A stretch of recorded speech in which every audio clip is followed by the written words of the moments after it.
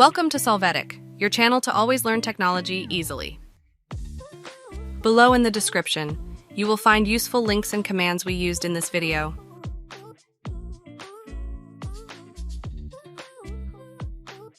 Today in Solvetic, we will see how to fix yellow exclamation Windows disk. To start, open File Explorer to see the yellow triangle error. Keep the drive letter in mind.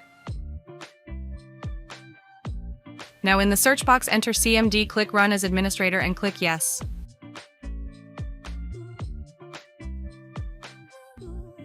After that, in the terminal, execute the command manage-bd drive letter-off, press Enter.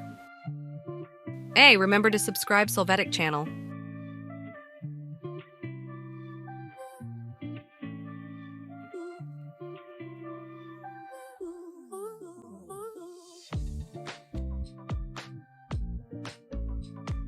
You can see in the File Explorer that the yellow triangle has been removed.